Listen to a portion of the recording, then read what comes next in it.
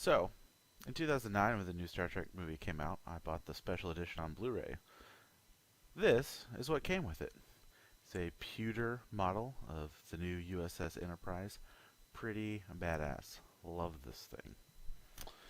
Now, I bought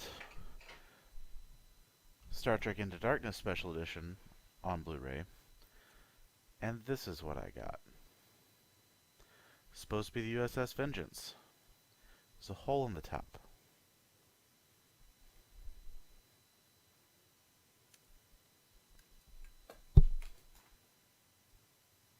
What the fuck, Paramount? But hey, look! There's a new intro!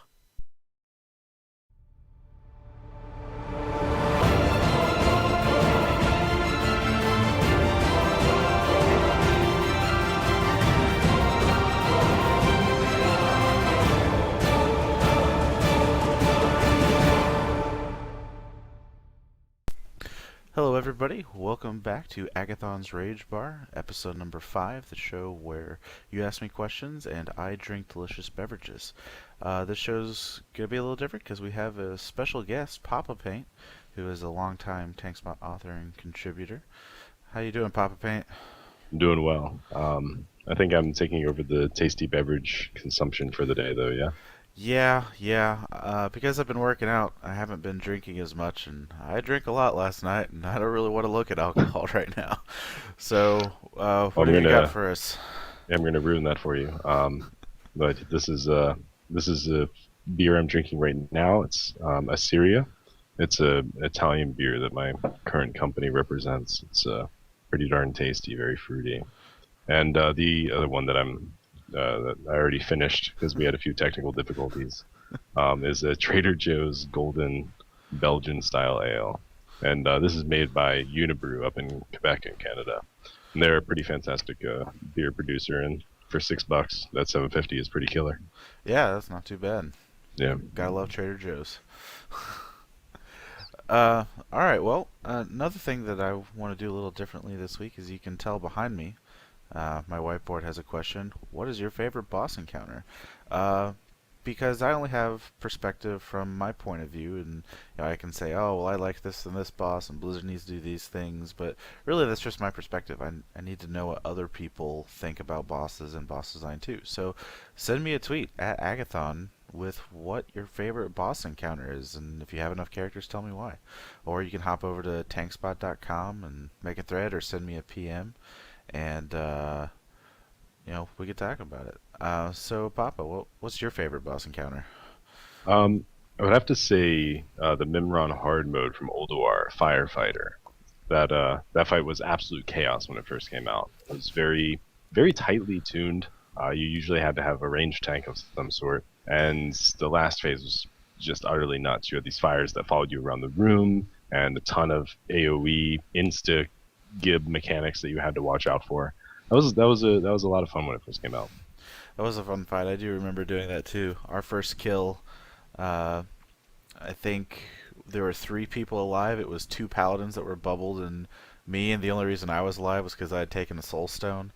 And it was just crazy. It was one of the coolest. Just see all the achievement heroic firefighter fly down the screen of everyone getting it. It was pretty awesome. What about you? Um, My favorite fight still is probably Vosh, and almost more for the excitement factor of the guild I was with at the time. We kind of felt like if we can do this, we can do anything. But Yeah, sure. it was still just such a fun fight and a complex fight, kind of like Heroic Memron was. I mean, there was so many things going on, especially in the second phase, where you'd have your tanks in the middle tanking the little Naga ads, and then around the middle, like an elemental shaman or warlock or hunter or something was kiting this big strider thing, and if you got too close to the strider, it would AoE fear you, and then you have all these other ads rushing in, and then they drop cores, and whoever picks up the core, they get rooted in place, so they have to throw the core to someone. It was pretty great. Do you still have your core throwing macro? I do not, unfortunately. I've got a whole new account now that I have to use. But yeah, no, that was fun times. I was playing a warlock those days. But, Oh yeah. yeah. I played a warlock a lot, but for that fight I was playing my warrior. I did warlock tank Kael'thas though. That was pretty fun. Nice. Good fight. Anyways, so yeah, send me a question with what your favorite boss encounter is, and or not a question, but send me what your favorite boss encounter was, and let me know. Let's go ahead and move on to the questions. First question is: had Flexraid been introduced before LFR, would the game have been much better off? From Hood. So, Papa, what do you think about LFR and if Flexraid had been introduced before it? um, I mean, I think that's a pretty ideal situation. That would have been awesome. But unfortunately, it didn't happen, and I think that we're kind of stuck with LFR. LFR really does seem to me to be the one thing that everybody, probably including Blizzard, hates, and yet is never going to go away. It's just it's solidified its place as a necessity in the current WoW environment. So absolutely, I think that Flex is probably the best mode that Blizzard has thought up of, and I'm including hard modes in that. I think that actually, if before hard modes they just made harder encounters and maybe slightly easier Flex raids, that would have been great. But I don't know if technology didn't exist then or something. So, if everyone hates LFR so much, why are we stuck with it? I think there's a lot of reasons for that. Partially due to the fact that the game has been increasingly designed for casuals, and that's not intended to be a the world is ending. Casuals are a bad thing. No, I mean I'm much more firmly in the camp of a casual player these days than I used to be. I'm still raiding a somewhat high-end guild, but I'm on 2 nights a week now, and it's the game has basically been designed to be less of a time sink than it used to be, and that's been the progression that they've done ever since vanilla. How can we let people play the game without having to sink ungodly hours into it and go insane and all that sort of thing?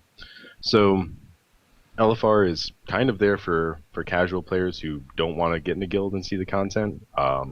It's also just a nice way to feel like you're doing the boss fights without really having to put any extra time into the game whatsoever.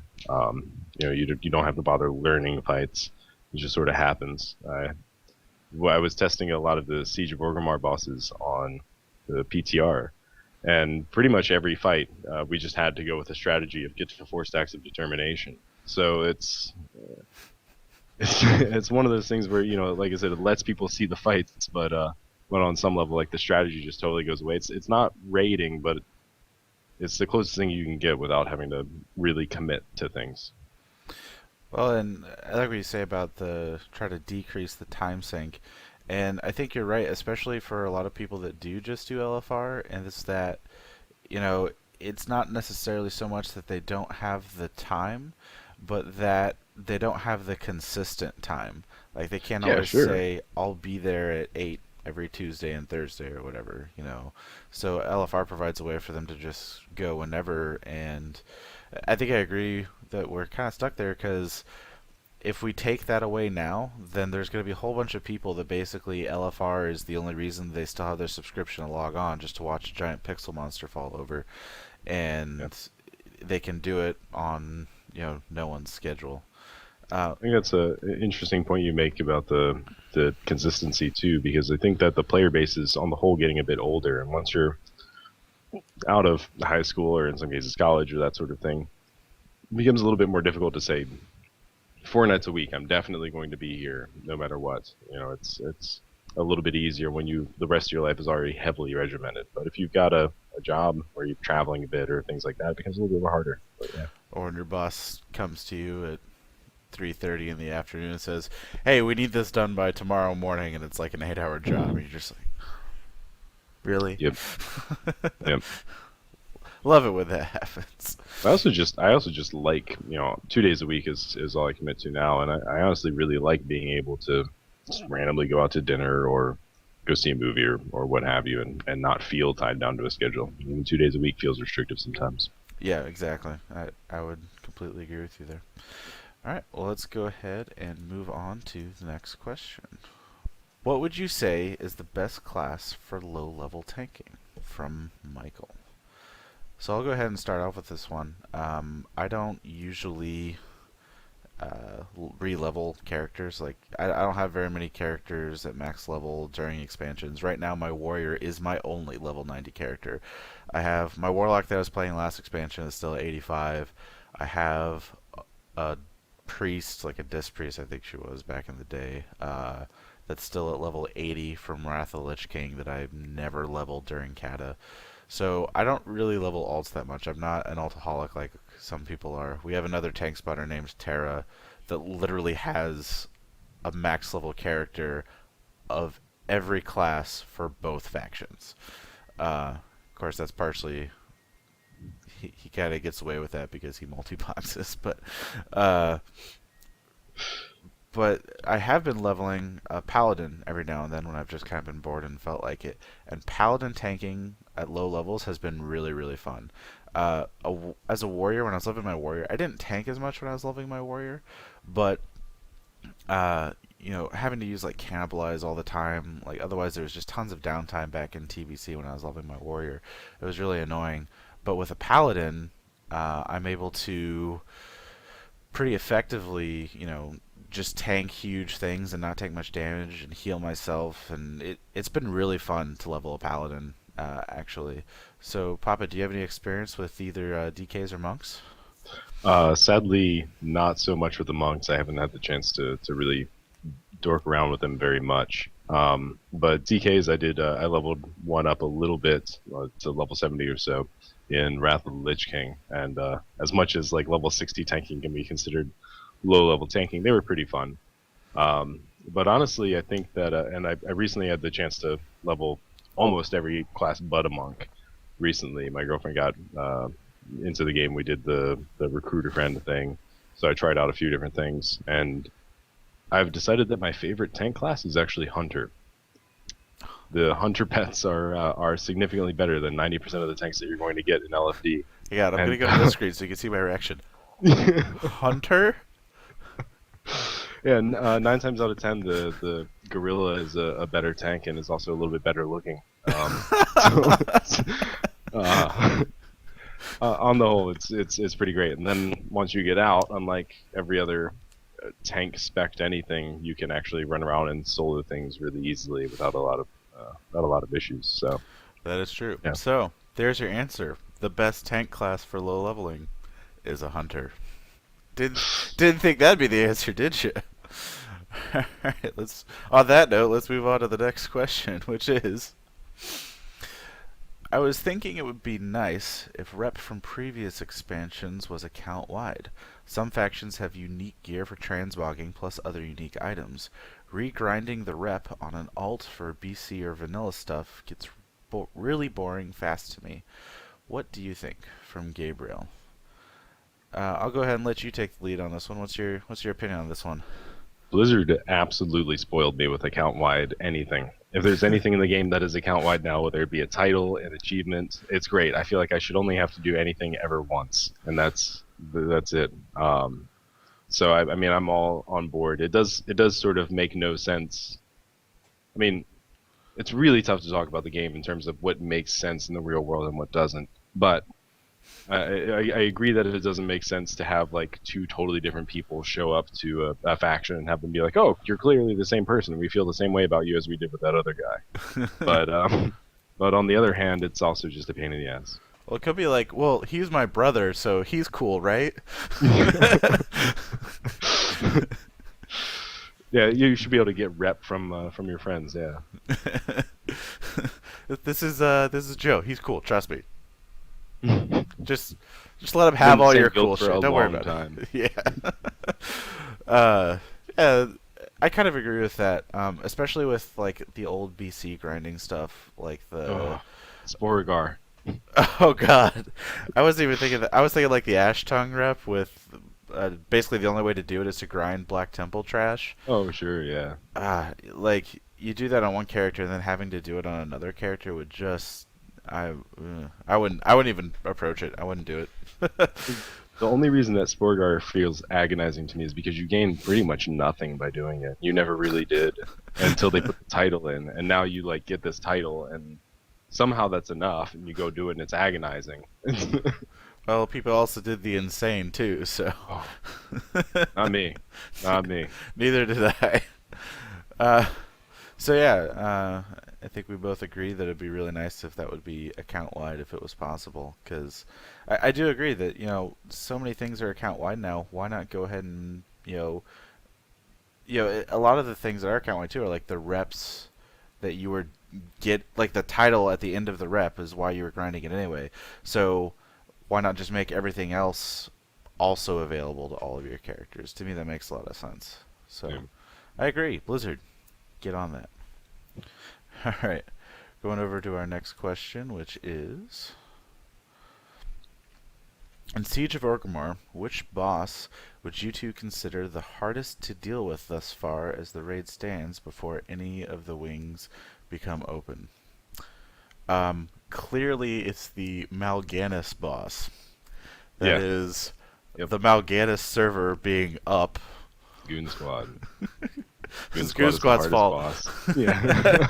Yeah, our flex raid last week was going really well. We one shot the first two bosses, and we were about to down the third boss, and we thought we could get away with like just kind of brute forcing it, and Yeah, not we even really didn't send worrying about anybody going down. down. Yeah. And we wiped it like 14%. We were like, oh, we should probably send some people down then. To be fair, the enrage timer was like 3 minutes off of our timer. That is true. Yeah. Um, Oh. yeah, we were all going. We're like, oh, we still got 3 minutes. He's at 14%. We got this. Bam! Everyone dies. Everyone from Mal'Ganis, releases to go back to their realm to run back in, and they're all like, we can't move. Really, really fun fact. For some reason, when we logged back on, one of our players, for some reason, he got teleported to the Throne of Thunder, and, and his body was still in siege. So caused some issues. That's pretty funny. Yeah. Okay, Yeah. so seriously though, so far, which boss do you think has been the most difficult? Have you done any of the second half bosses yet? Yeah, that's what I was about to say. Like if this question is intended to be current, like these two wings that are currently open, I would say hands down it's Dark Shamans. That fight is that is a sheer return to movement that was very present in BC and not so much in Wrath of the Lich King. And I love heavy movement fights. It's I haven't gotten the tanky yet. I've only done healing on it. But as a tank, it's absolutely just going by the seat of your pants, moving when you feel like you're supposed to move. There's not a hard and fast strategy you can do for it. It's very impulsive. And I think that it's just an absolutely well-designed encounter that is infuriating to do. But that's going to be, I think, the biggest roadblock for a lot of guilds on normal progression if they haven't already downed it. Aside from that, if we're only referring to the first wing, probably Shaw of Pride, or at least the Shaw of Pride trash. That will kill most of your raid. Yeah, I have to agree with that one. Another one to look out for. He's not really that difficult of a fight, but it's one that you kind of have to know what you're doing and make sure the mechanics are right. And especially in normal mode, it's really just a straight up gear check, and that's Galcras. Because if your DPS that are down below, or if your DPS anywhere, like if you're down below ad DPS is behind and they're just getting behind on ads, they're not clearing stuff out fast enough, or if your guys up top aren't killing things fast enough, it's just gonna stress your raid so much, and it's gonna make it a lot harder to kill the encounter. So on normal mode, it's a gear check. It's not so much a gear check on flex, especially because you can have these like wonky combinations that you can't really have in normal mode, because normal mode you're locked to 10 people, but in flex we did it with like 13 people the other night, and just friend needed help, so I logged on and helped him a little bit. Don't worry, that was the only boss of the second wing I've done, Papa. We'll still do the other ones tonight. No, don't worry. Or we'll No, still do just, all of them tonight, but anyways. Yeah. Just can we go ahead and once again put a little shout out for how amazing Flex is? Yeah, really, flex rating is probably one of the best things Blizzard's done in a really long time. It's pretty awesome.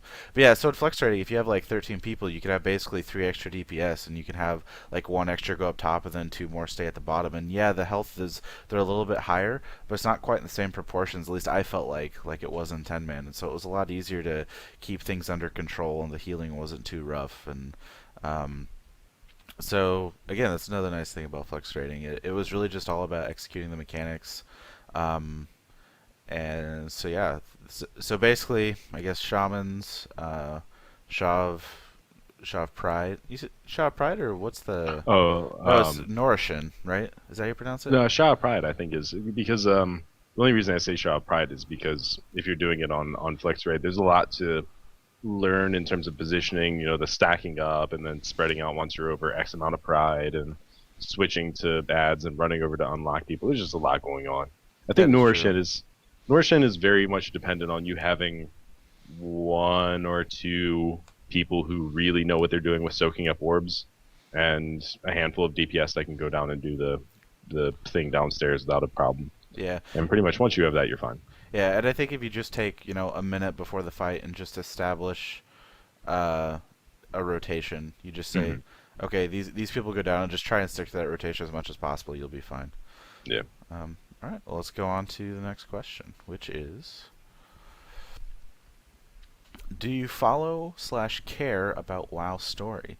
Do you think that faction leaders and important NPCs should have a bigger role in the game? By out of time. So, do you have any initial opinions on this, Papa? I mean, I sort of stopped paying a lot of close attention to the WoW lore back in Wrath of the Lich King. The whole there must always be a Lich King shtick really just totally killed my interest. I think it's probably part of why I left the game briefly during Cataclysm. Um, that being said, I'm relatively pleased with what they've been doing in Miss of Pandaria. It was a little bit annoying when I first came back because I had to go to like Wikipedia and the WoW Wikipedia and look at the story and figure out who was the doing what. But I kind of like the way that they've made WoW very much self-sustaining in terms of lore. They're not reaching out to Warcraft games quite as much anymore. You know, Garrosh is just purely a bad guy within the WoW universe. Um, now, as far as faction leaders, like to some extent, it's kind of nice to be able to log on to WoW and just not really have to be involved with the lore, but still feel like there's something going on. So I think they've reached a decent balance with it. Something I'll say for the game now in Miss Pandaria, I think the lore generated from the expansion has been significantly better than any expansion so far. A lot of the other Yeah, expansions, I felt like they kind of rode on the coattails of the Warcraft 1, 2, and 3 games, and really I liked that a lot. Like the Illidan cutscene still just gives me chills. yeah, Like and the fight leading up to Illidan, the Akama. Your duplicity is hardly surprising. Like all that yeah. stuff was really really awesome. I had a great time with that stuff. Um, the only problem was, once you start killing all those guys off, then what's left? And I do Right. think they really did do a good job of bringing the war back to Warcraft. It really did feel, especially with like the daily quests, like the Dominance Offensive. I have never been so attached to a quest chain. Like every day I'd log in and do the dailies and be like, "Ooh, do I get to see the next part of the quest? Like is the next part of the story coming?" Like I actually really really loved those, and it's the only daily quests I've ever actually enjoyed. Yeah, I think scenarios also are an important thing to kind of give a shout out to here. Scenarios and heroic scenarios. Yeah, I think they did a really damn good job of integrating those into the gameplay. It's something that really helps you gear up. It's a lot easier than having to invest a bunch of time into the LFD and all that sort of thing. And at the same time, you get a pretty healthy chunk of story, and it's usually relatively important. So it's like kind of one of those things where whether or not you intend to, you get exposed to the storyline a little bit at very little, uh, I guess, requirement for. You don't have to put much into it. There you go. Fair enough. So is the story important to you to keep playing though? Like if they just kind of put up a raid and they didn't really tell you why you had to go there, but the boss fights were really fun, would you care, or is lore still an important part? Is it still like you want to kill Garrosh because he's kind of a douche, or would you just want to kill him because he was the boss? Um, Kind of both. I don't know. It's a little bit hard to say. Yeah, I'm not really that invested in the lore. I'm not super interested in how this expansion plays out, and it's very rare that there's like gray lines in World of Warcraft. It's not like you don't know how the story is going to end. Like the big things are who's going to be the next Lich King or who's going to be the next Horde leader or whatever. But it's very rare that it's like, oh, I wonder if we'll win. So so I think that the story is somewhat unimportant because there's not a lot of chance for it to diverge much from what's expected. The only real, I guess, surprises that can come out of it are details that I don't think are all that important to understand lore. So, would you have been happier if they hadn't spoiled the fact that Garrosh was the last boss? Mm. Yeah, I mean, I kind of I kind of figured it out. I mean, the sort of racist stuff that they started sticking in around early Mists of Pandaria made it pretty evident that he was going to go down one way or another. I will say, I did actually cancel my sub earlier this year just because I was too busy with work, and one of the reasons why I reactivated it was for the sole purpose of killing Garrosh. Yeah, I have that's hated him since the he's a Burning douche. Crusade. I'm just so glad we have an excuse to kill him now. The only thing that makes me mad is why did it have to be another old god? Like really, really, Yeah, I agree with why that. can't we just be I agree killing with him that. because he's a douche? I'm so sick of Titans and old gods. Can I throw that out there? And I say this. I loved Ulduar. Ulduar was amazing. It's my favorite Yeah, raid of all time. I'm done with Titans and old gods. No more. No more. One more dragon, I'm gonna absolutely like break my own neck. Like that's you know. I fair agree. enough. We should just kill him because he's a douche. All right, let's move on to the next question. Next question is: have you tried the Proving Grounds on Prot yet? From Navux. That's I all you. Yeah, Papa hasn't done them on Prot yet. I have, and I actually thought that they were really, really hard. Well, let me rephrase. Bronze and silver were really easy. I wiped once on silver because I was watching football at the time and wasn't really paying attention, and went, "Oh, I guess I need to pay attention to that." So, whoops. So once that was done, I went into gold, and then I bashed my head against the wall on gold for like an hour and a half, maybe even 2 hours, because the last couple waves are so hard. Like it takes like 6 or 7 minutes to get back to the actual hard part again, and then you're just like praying that stuff lines up right for you because you don't have any gear advantage, like, and you don't really have your eye level is squished so low that you don't really have like gearing strategies don't really matter that much. Like the biggest thing you can do is like flask and eat, like that, eat food that helps you out a lot. Um, and but for really, it was just how good of a tank are you? How good do you know how to use your cooldowns and your abilities and learn, okay, we gotta stun these guys here, then I gotta save my shield wall for this, and if I have to use my last stand, try not to but use it here. Make sure that you're switching between shield block and shield barrier for here. Gotta do your lockdown rotation on the mage caster things. And it was really, really frustrating because I had this person that was supposed to be healing and DPSing, and she would never DPS the right target, and she only put this like renew heal on you, so you don't get that much healing done to you. And you're just like, can't you just like once drop a big heal on me instead of me like praying that I get healed up in the next minute and a half? Did you Like, say Proving Grounds or LFR? well, that's some of my guilds are talking about. They're like, well, really, Proving Grounds are teaching you how to deal with people in LFR, and to an extent, it kind of is. I haven't done the endless waves yet, um, but I've heard those are pretty difficult too. I think Fetzy got up to like wave 23 or something. He was telling me. But you've done the healing ones, right? Yeah, I have. The healing ones are infuriating. The It's kind of the same boat. Like to do bronze and silver. Bronze, silver, and gold were one shots for me the whole way through, and I think they really will be for a lot of healers because essentially bronze and silver are, do you know how to cast a heal? And then gold is a little bit more intricate. It's like, do you know how to use cooldowns when the damage gets intense, or do you know how to handle a little bit more damage than what you've been seeing so far? This sort of thing.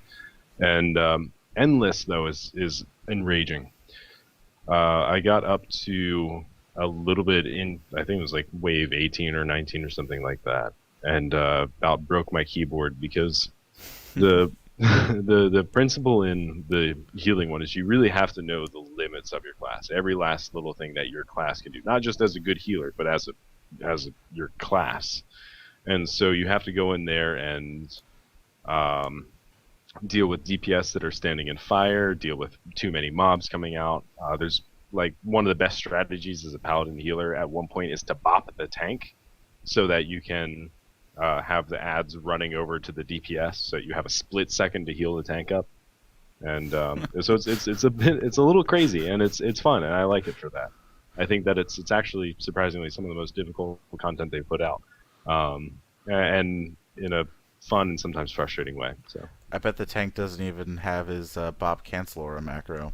he does not. You can do Hand of Freedom on him though afterwards, and that'll cancel it for him. Oh, well, that's good at least. Yeah. Yeah, I remember on Heroic, what was it, Halphus? The first boss in Bash of Twilight? And Yep, Bastion, Cataclysm? yeah. That was one of our strategies is we'd have a bop cancel or a macro, and when the stacks would get too high on us, we'd spam our macro and say, bop us now! And as soon as they bop us, the stacks would get removed, but the bop would immediately go away too, so all the mobs still stayed on us. Yeah. And then when a tank didn't press their macro fast enough, I would die. Because I was a demo warlock at the time, and I was shadow flaming right up in their business. The threat was somewhat marginally relevant then too. Yeah, especially when you're bopped. They have just destroyed that as a mechanic. Although I guess it's most people might not even know what we're talking about. It's called hop now, man. It's hand protection. It's no longer blessing of protection. I still call everything by the wrong names still. It's pretty bad. Changing ability names, it totally baffles me. So overall, though, do you like Proving Grounds? Do you think it's a cool little mini game to put in? Yeah, absolutely. I mean, I'm gonna hate it until I finally finish it on Endless, and then I'm gonna tell everybody how easy it is. Can you beat it on it? Is it possible to beat Endless, or does it just keep coming? You get a title once you get past 30 waves, and that's, I guess, like close as you get to beating it, really. Oh. Yeah, the proven healer, Papapaint the proven healer. That way, I can lie to people with my title. Well, I didn't know there was a title. I'm gonna have to get on that. Yeah, I'm sucking for titles. So that's all of the viewer questions that we have now. But we got a little more content left. Papapaint, you have one more beer for us? I do. So this is another Italian beer, Morgana, which is from a little brewery up in Italy. It's actually like a husband-wife team. Apparently, they were really competitive people, and their friends would invite them to do like various competitive things, and like play sports or something like that. And finally, one of them said, "Well, I bet I can make better beer than you." And so he started doing brewing. It's pretty tasty. I poured it wrong. Yeah, it's a lot of head on that beer. Nice and frothy. Yeah. Well, they're actually a lot of people don't know, but it is actually ideal to get a little bit of head. Like you kind of want about just a bit. The aromatics in the head are kind of like what gives you a lot of fruit flavors and a fruit beer and things like that. So. Well, and it'll also release the carbon dioxide so that it's released in the air instead of in your stomach, so you're not as full. Right. So that way you could drink more beer. Fun fact. So it's an aesthetic and sort of practical advantage that you get from it. Exactly. The last episode, I had obviously talked about avoidance tanking and what that means from a tanking perspective.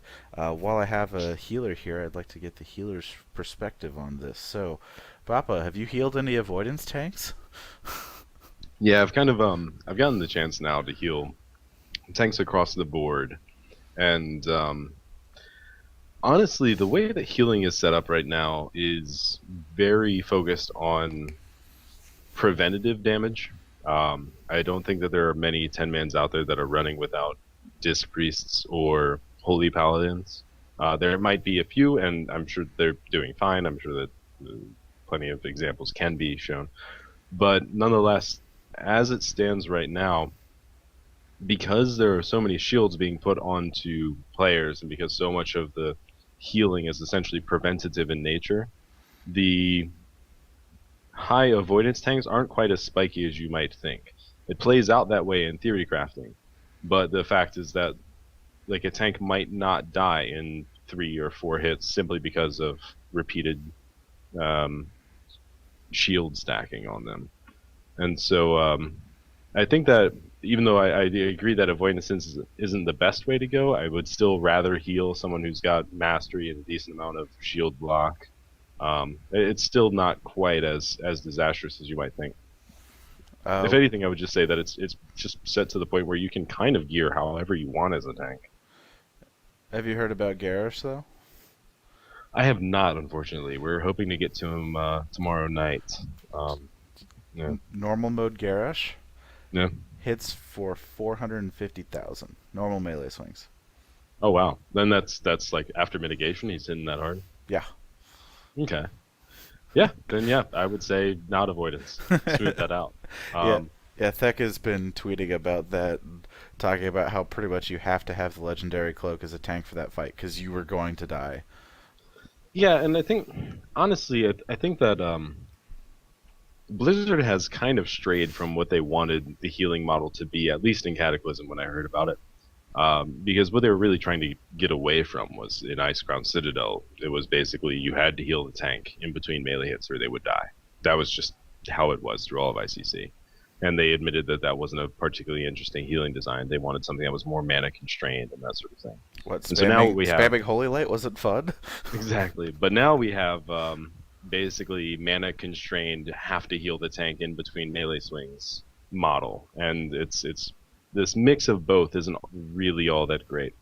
Um, and I don't know. There's all kinds of issues that sort of boil down into it. The fact that I think that healing this expansion has been very good on the whole, but this patch is really borked. It's not very well tuned right now, and I think it's just partially due to scaling item level. Interesting. Well, I think with that, we're going to wrap up this show. Thank you very much for joining us, Papa Paint. Thank you for having me. Again, if keep sending me in those viewer questions. Let me know what you think about Siege of Orgrimmar. Let me know what your favorite boss encounter was. You can follow me on Twitter at Aggathon, and you can follow Papa Paint on Twitter. And what is your handle again? At Papapaint Wow, because someone is named Papapaint for some non-WoW related reason. So. Don't you hate it when that happens? Yes. All right, so at Papa Paint Wow. Of course, we have the TankSpot Twitter at TankSpot, and you can always go log on to tankspot.com and you can send a private message to the username Aggathon. That's Aggaathon, and as you see, spelled right up there. And keep sending in those questions, and we'll see you all next week.